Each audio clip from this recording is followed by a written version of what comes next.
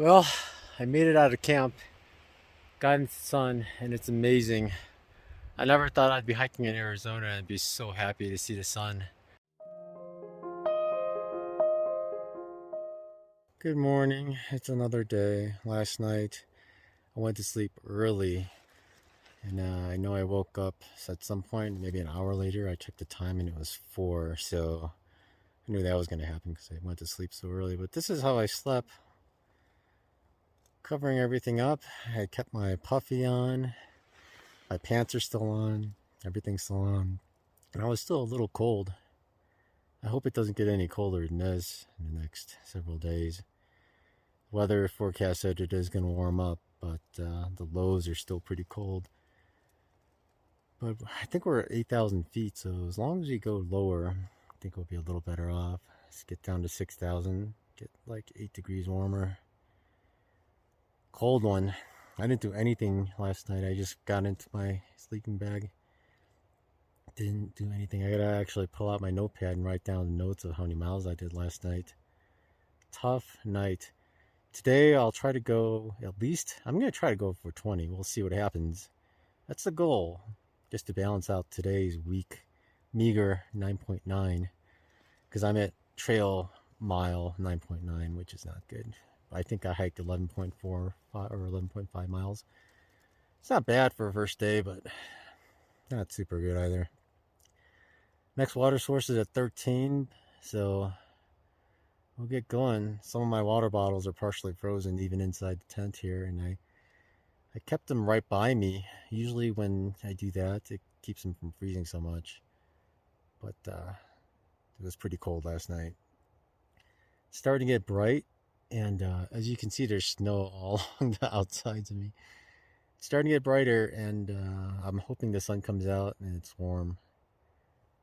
I didn't even check the tent for condensation yet, but there has to be. There's no way it's not, because I closed all the doors because it's just too windy.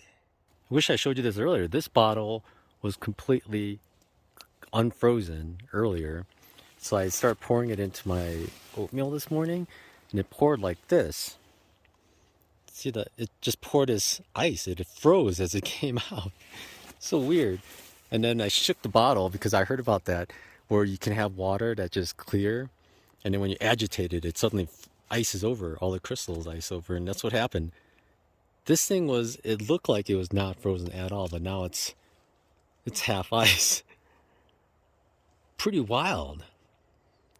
I never seen it in person. I thought you would have to have like the exact like circumstances to get it, but now trickery. I thought I had a whole bottle of unfrozen water, but I shook it. Now let's shake it some more. Yeah, you need some warmth. This one too. Yeah, I accidentally opened a bag of grits as well, so it's half grits and half oatmeal. So it's a weird combination, mixed in slushy water. So it's oatmeal grits slushy, basically. Cold. Not quite hydrated all the way because it's so cold. Tastes good though, actually. Grits and oatmeal. It's a win. This is campsite number 1 on the Arizona Trail. Yeah, it snowed a little bit, not a lot. I think a lot of it melted actually since the middle of the night. If I'm packed up, I'm gonna get going as quickly as I can just to warm up, and then we'll take it from there. Well, I made it out of camp, got into the sun, and it's amazing. I never thought I'd be hiking in Arizona and be so happy to see the sun. When I left, I was freezing. I had my puffy on. I was hiking. My hands are so cold I couldn't even grab my trekking poles. I checked them when I stopped just earlier just to make sure they weren't blue or anything. It was a cold morning. I mean, if water was freezing up that easily inside the tent, it's usually like 10 degrees warmer inside, so it must have been really cold outside. Even holding the phone like this is actually freezing my hand. I'm gonna have to put it away. But fortunately, from here on out, we're going up a little bit, but then we're just going down all the way. Until Patagonia, it's all down. You know, some climbs, but it's gonna get warmer, so maybe I'll be able to edit videos. I was thinking if it's like this tonight, I'd have to set up camp before sunset every time just because it's so cold. As soon as the sun goes down, it was just miserable. Couldn't do anything. So, but I think we're going to be a lot lower. We're going to be about 3,000 feet lower. So maybe I'll keep hiking, try to get to 20 in today. I'd like to get at least 18, maybe do another 18 tomorrow and then get into Patagonia early tomorrow. We'll see. We'll see what challenges come ahead for us. I didn't even go to the bathroom at all because I was so cold I couldn't use my fingers. So what's the point when you can't use your fingers, right?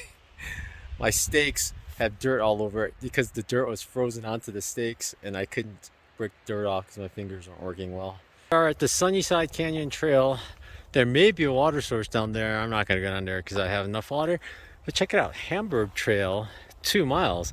It used to say 3/4 mile, so... Oh, it's a left arrow. We're getting further away.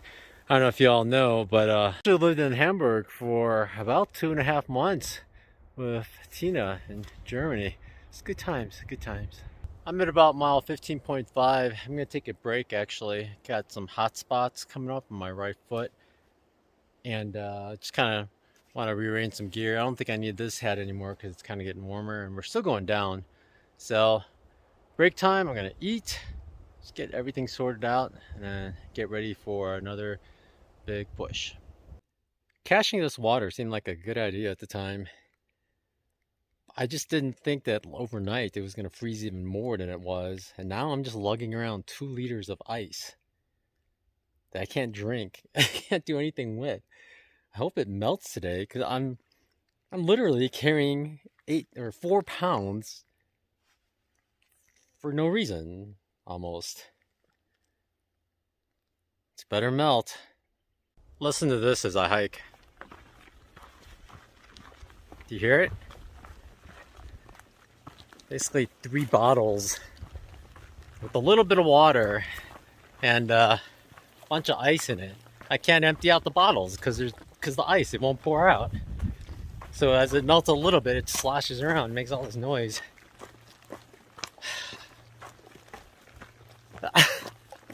It's right behind my head too. I'm gonna hear this the whole, I don't know, the whole day until it all melts. I hope it melts soon. Jeez.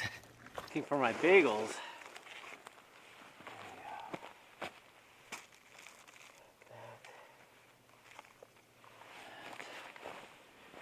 The other thing I have to do is I gotta thaw out my water.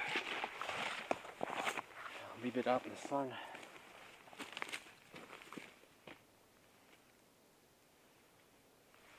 Even my Powerade's frozen. It's been like a slushy. But like a slushy though, I think I drank all the flavored parts already and now it's just kind of like watered down Powerade flavored water.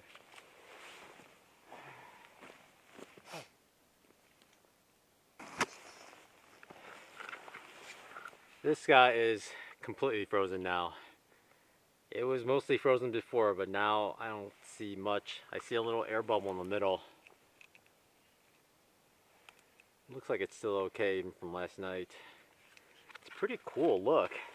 Especially when you get the sun in it. Isn't that cool? Look at the texture inside there. It's pretty amazing.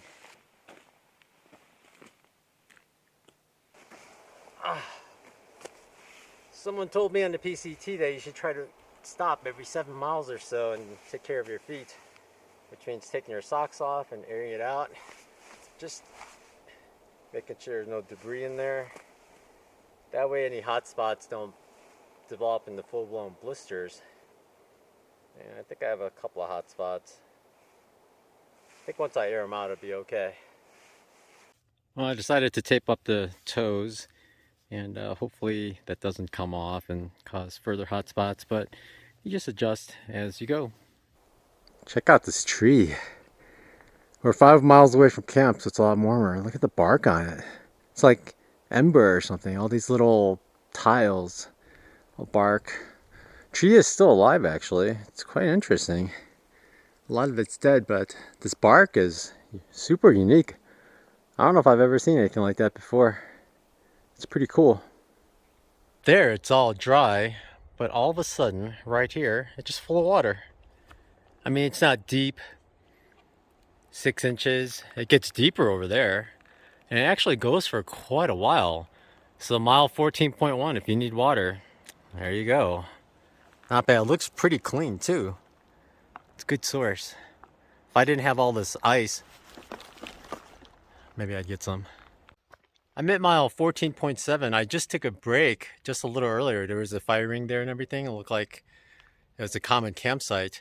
And just a little further along the trail, there's a creek, and it's actually full of water.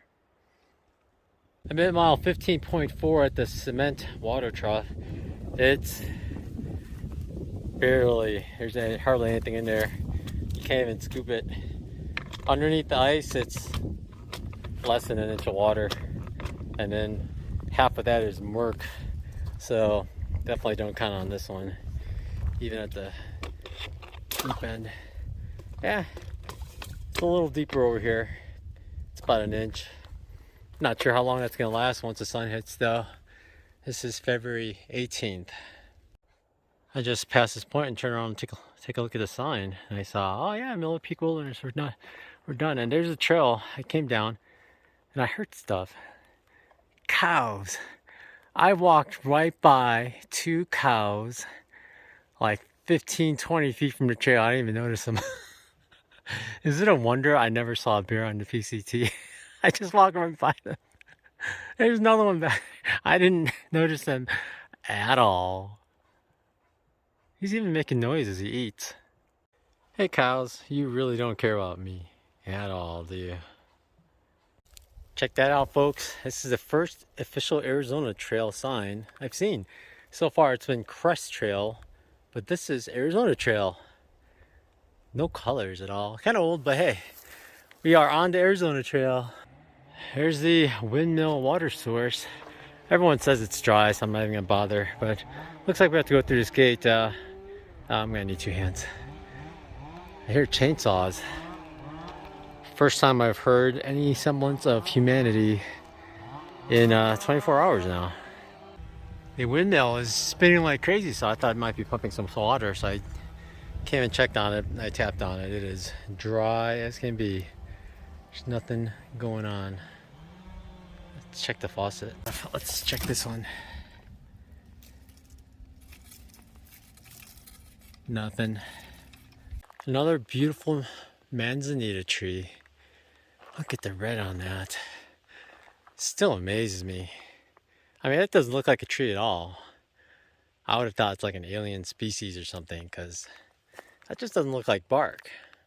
How can it be real? Here's Arizona Trail to the right. Another gate.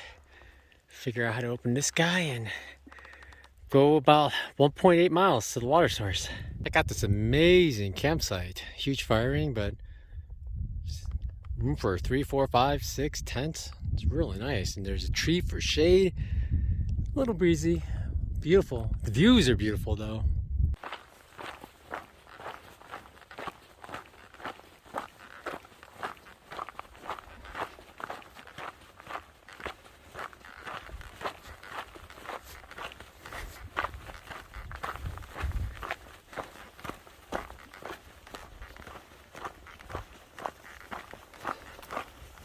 We've come off the high mountains down into, I wouldn't say quite desert exactly, but kinda. And I'm actually starting to get hot. I gotta roll up my sleeves, I think. But still going. I'm actually considering putting sunblock on my face, because right now we're going right into the sun because we're kind of headed west. We should be heading north once we hit the Parker Canyon water source. I'm always looking for good campsites. There's a nice one right here. It's right off the trail, but it's real level, flat, and big. Too early.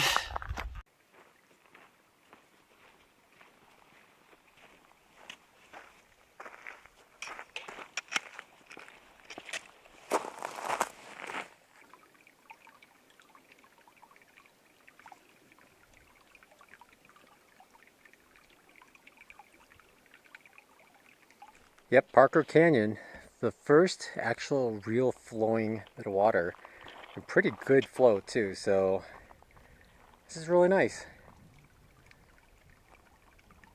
Definitely appreciate this, and it's cold. I'm about to leave Parker Canyon now. The water was nice. I'm undetermined. I'm gonna go either 17 miles today or 19 miles. We'll see. I guess it's gonna be under 17, 16.9. They're both pretty good, but I think I'm gonna try to push further and try to go for the 19 miles. I have about 7-8 miles to go. I can go either 3.7 miles or push it to 5.9 miles. It's only 2:30. I think I could push 6 miles, maybe 3 more hours, be there by 5:30. I think I could do it.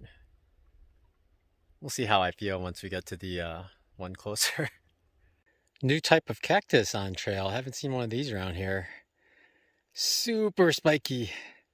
But yeah, looks nice. New one. All right, I made it up to the saddle here at mile 16.9. Well, 69.9 for today. But that's still only 16.9. I think I can go a little bit further down. There's some pseudo campsites, they say. Probably not going to be good campsites. The ones here are awesome. But I'm going to keep going because 16.9 is not super good. And I still have about an hour 15 of sun before it hides behind the mountain there. So maybe an hour 20 of light. I think I can get there. 2.3 all down, a little bit up. So let's do it. Let's make for a 19.2 mile day. Look at this. It's like a mini barrel cactus type, except it's really thinned out. Like really thin on top. Maybe it's just really old. Check out the yellow on these rocks. I mean, if it wasn't everywhere, I would have thought it was graffiti or something, but must be some weird yellow lichen or something. Isn't that crazy? It's just super yellow, facing the sun. I'm at what I thought was gonna be my campsite for tonight. There's a trail going up. There's also a trail going down. I went up quite a bit. I went down quite a bit. Couldn't find anything good really. I probably should have saved the energy and kept going forward. Who knows when the next good campsite will be, but they appear every now and then. I'll just, sun's still up. I'll be up for another 10-15 minutes, maybe 20 minutes. I'll just keep going. I should have saved the energy and just kept going. No good campsites there. Holy smokes, 0.3 miles up. I see this right there. Look how flat and level that looks. Thank you. Manzanita tree that died. Otherwise we'd never be able to see this. Yeah, there's at least spots here for 2 or 3 tents easily. And definitely one big one like mine. I'll set up over here. It doesn't appear to be a wash or anything. It's just a flat spot. Interesting. Home. Before I decide where I'm going to put the tent exactly, I like to put my footprint down. This is for the duplex. So oftentimes I'll think something's level and I put my footprint down and it doesn't look level, so I move it or I spin it and whatnot. So it gives me a really good idea of how things will be. It is very sturdy, but I think the best way is going to be this way. And of course, when there's any wind, you're going to have to find rocks to hold it all down. Make sure when you pick up a rock that there are no secret bugs down there. And I think this is a perfectly level spot. I think it's going to be great. Plenty of room for the vestibule. I'll just come in and out on the left side there. Perfect. And there it is, my campsite for tonight. You can kind of make out the trail right back there. It's tucked away. I guess once it's dark, you'll be hard pressed to see mine, but there's room for one more in case someone comes, though I highly doubt it. There's nobody.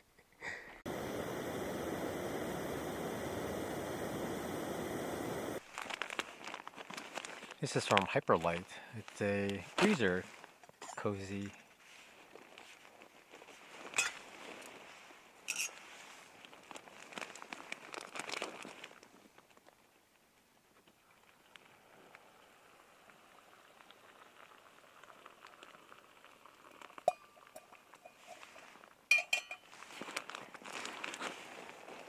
And yes, I'm doing this in my tent. Bears aren't a concern out here. This is my first time making a ramen bomb in a long time. So there's mashed potatoes in there and a ramen.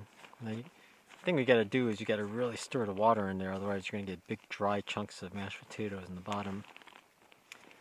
Unfortunately with this cozy you can't see, so you're just kind of doing it blind. But you can hold the bag.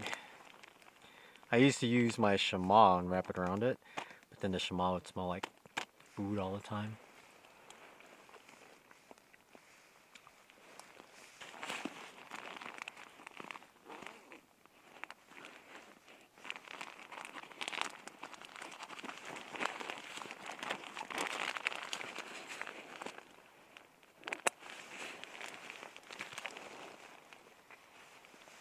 Now this goes under my quilt. This is how I look. I'm never going to win any fashion show contests. Look at that. Okay. I just ate the ramen bomb from the Hyperlight freezer bag cozy. That thing was awesome. Like, it was slightly warm, which you'd expect. But when I started eating, the thing was piping hot. And it was hot at the bottom. Like, usually when you start eating into it, after a while, the whole thing kind of cools down. But the bottom was still super hot. So next time I'm just going to boil a lot less water. I think in the long run, you probably save fuel because you don't have to boil it nearly as much because it stays hot for so long and it thoroughly cooked everything. So Hyperlight, that's a win. That's a win. Good job. I wish it was a little bigger though. My freezer bag, I don't know, I kind of have to shove it in there. And it'd be nice if it fit like Mountain House type meals, but that's a much bigger bag you would need. But pretty nice, and it feels really durable. I thought about making one myself out of Reflectix and the silver tape, but I thought I would just destroy it because I don't know. I probably would destroy it, but this worked really well. So it is quite expensive, but if you have the funds, I think it's pretty good.